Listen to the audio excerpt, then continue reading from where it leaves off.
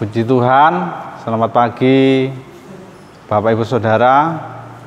Pagi hari ini kita semuanya telah menerima berkat yang luar biasa dari Tuhan Yesus.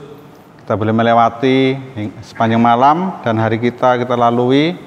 Pada pagi hari ini kita telah merasakan bahwa kemurahan Tuhan Yesus dan pertolongan Tuhan Yesus selalu ada di dalam kehidupan kita. Puji Tuhan, saya bersyukur pada hari ini saya masih dipercaya untuk menyampaikan sarapan firman Tuhan dan kita melihat bahwa tema pagi hari ini sarapan firman Tuhan tentunya mengenai kasih ya Bapak Saudara ya, sesuai dengan background yang ada di depan saya ini.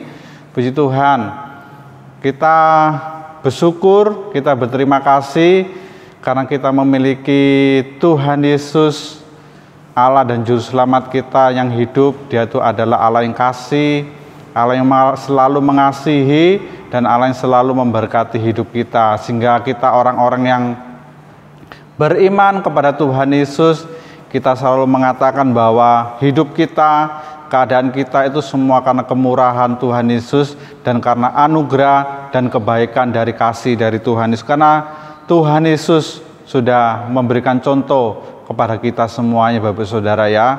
Puji Tuhan, renungan sarapan firman Tuhan pada pagi hari ini saya hanya mengingatkan saja bagaimana keselamatan yang Tuhan Yesus Kristus sudah dikerjakan di dalam kehidupan kita sehingga kita boleh menerima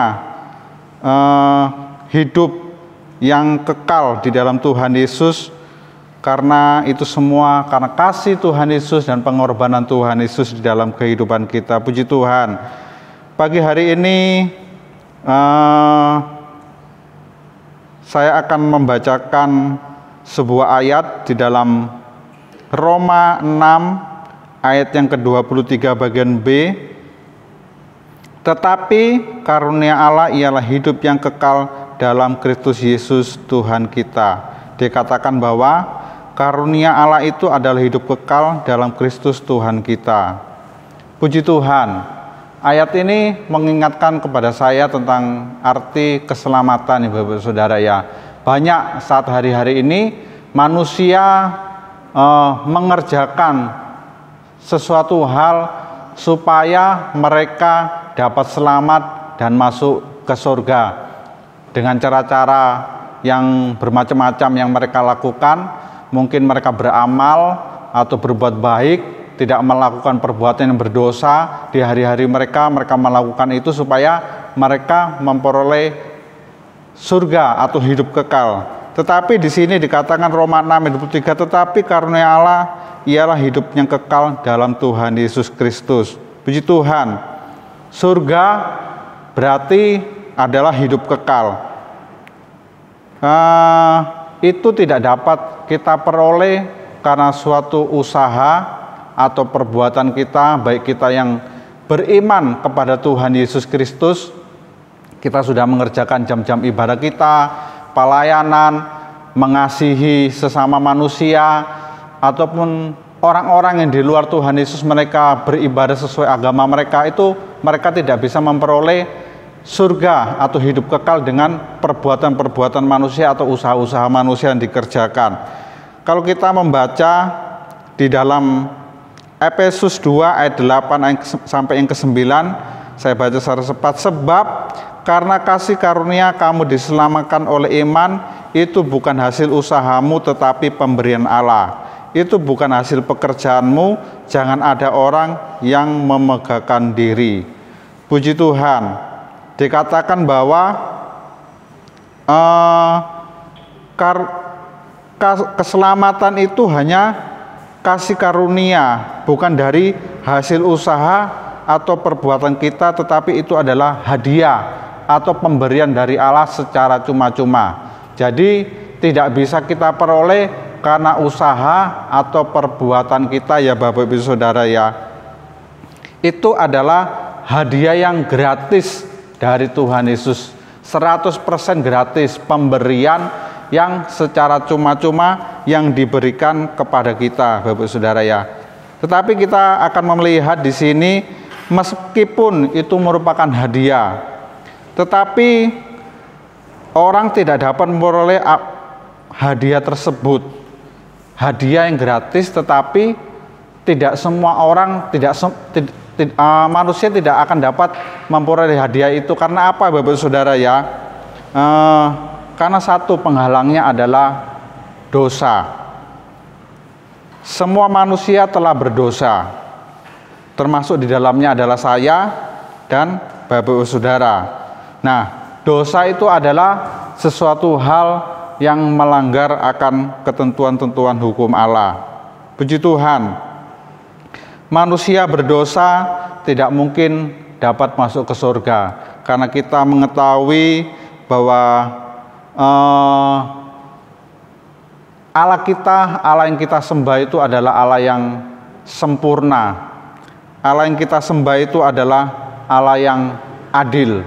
Jadi segala tindakan atau perbuatan yang kita lakukan terhadap Tuhan Yesus Kristus, sekecil apapun, maka kalau kita berdosa, maka kita tidak akan dapat masuk ke surga ya Bapak Saudara ya. Jadi segala usaha yang dikerjakan manusia tidak dapat memberikan jaminan kita masuk ke surga.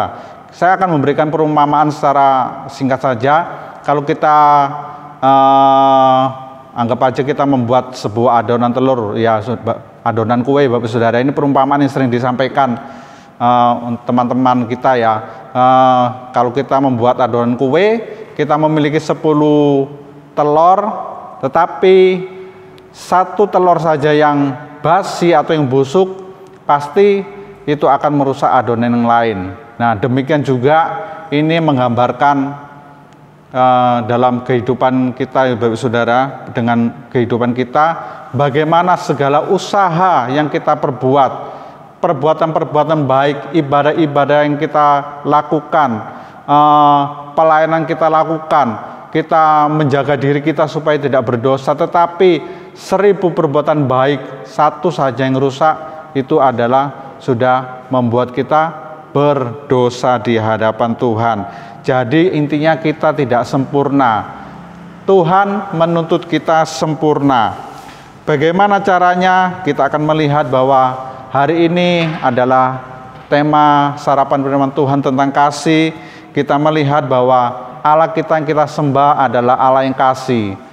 Dia Allah yang kasih dan Allah yang adil.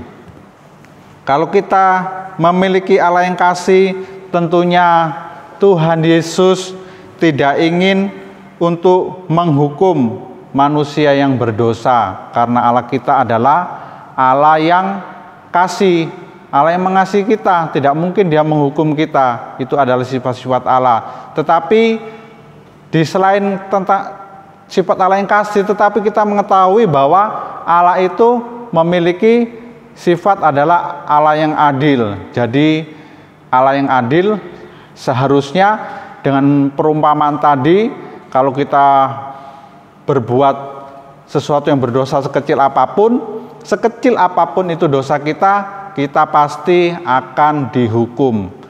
Kita akan masuk neraka atau kita tidak memperoleh surga hidup yang kekal ya Bapak Saudara ya. Nah, kalau kita melihat di sini, ini adalah sesuatu hal yang rasanya bertolak belakang ya. Allah itu kasih, tetapi Allah itu adalah Allah yang adil. Tetapi kita akan melihat di sini bahwa Tuhan Yesus bisa melakukan sesuatu hal yang tidak kita pikirkan ya Bapak Saudara ya. Dia mengasihi kita, mengasihi saya, mengasihi kita semuanya dengan menunjukkan kasih-Nya. Dia rela menjadi seorang manusia, yaitu lahir di Yerusalem 2000 tahun yang lalu. Dia menjadi seorang bayi yang mungil. Dia dari tempat tahta yang tinggi, Allah yang sempurna, Dia menjadi manusia 100%. Nah, itu adalah sifat kasih Allah yang diberikan kepada kita. Dia mengasihi manusia, Dia tidak mau menghukum manusia. Ya, Allah kasih, Allah mengasihi kita. Dia rela menjadi manusia, bayi yang kecil.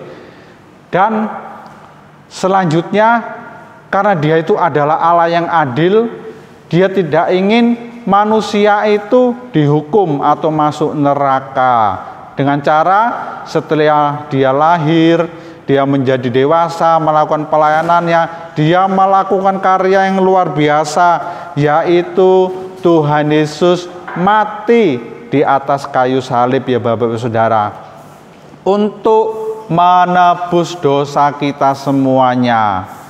Keadilannya ditunjukkan dengan cara Dia mati di atas kayu salib. Dosa kita diambil semuanya, ditanggung oleh Tuhan Yesus Kristus. Kita yang seharusnya dihukum, tetapi kita tidak jadi dihukum. Kasih-Nya Dia tunjukkan, Dia lahir menjadi manusia, tidak menghukum kita, manusia yang berdosa. Itu kasih-Nya, keadilannya ditunjukkan dengan perbuatannya, Dia menjadi manusia dan mati di atas kayu salib. Kita membaca 2 Korintus 5 ayat 21, Dia yang tidak mengenal dosa telah dibuatnya menjadi dosa karena kita, supaya di dalam Dia kita dibenarkan oleh Allah. Yang tidak mengenal dosa telah dibuatnya menjadi berdosa karena kita. Puji Tuhan, Dia sudah mengambil dosa-dosa kita semuanya, Bapak Saudara ya. Allah yang kasih, Dia tidak mau menghukum kita, anak-anaknya yang dikasih, walaupun kita sudah berbuat dosa, sudah melanggar dosa. Tetapi Allah yang adil, Dia rela dihukum, penghukuman itu tetap berjalan, hanya penghukuman itu dikerjakan oleh Tuhan Yesus Kristus. Ayat selanjutnya, Yohanes 10 ayat 28, Aku memberikan hidup yang kekal kepada mereka, dan mereka pasti tidak akan binasa sampai selama-lamanya, dan seorang pun tidak akan mereka rebut dari tanganku. Puji Tuhan.